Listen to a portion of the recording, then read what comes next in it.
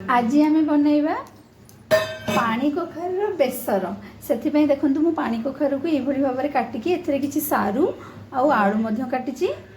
आउ सेथिपई एठी सोरस आउ एथिरे किछि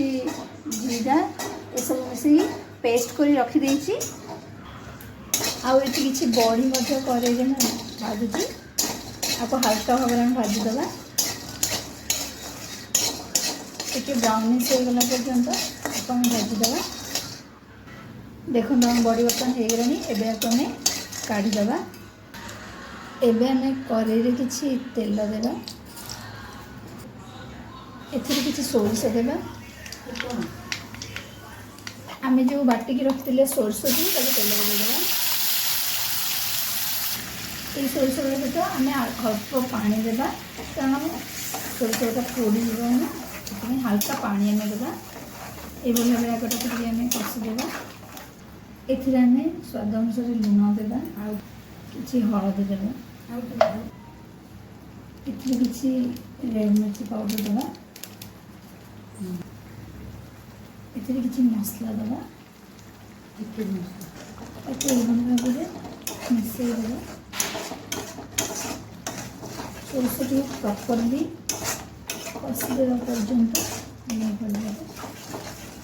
देखो बर्तमान सोरस भल भाव कषि आसला आपको अधिक कषानी कारण सोरस अधिक कषि पिता लगे तो जी आवश्यक से आम कषा तापर ये जो आम कटा रखि लाउ को ए पानी कखारू सॉरी तो आस्ते आस्ते एथरे भाव में ता सहित मिसाइबा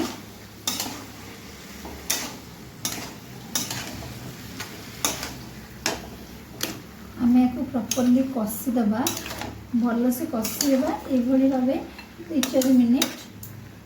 आम प्रॉपरली कषा ये प्रॉपरली कषि सारापर आम ए सीझापी पानी देवा तो मुझे देखो बर्तमान कषुची तो आपको किसी समय छाड़देवा देखो आमर पानी कखारू भल से कषि आम ए पानी देवा तापर किसी समय घोड़े देवा एबे आमे देखि नबा देखंतु आमर बर्तमान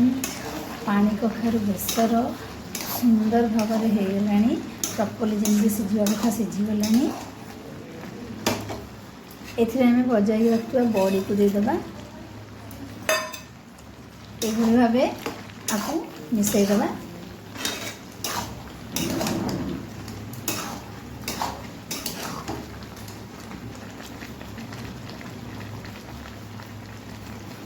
गरम मसला देदेबा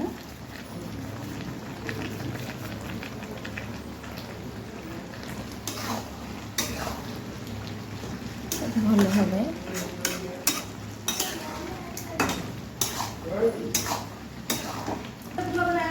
होगला आम पानी कखारू बेसर।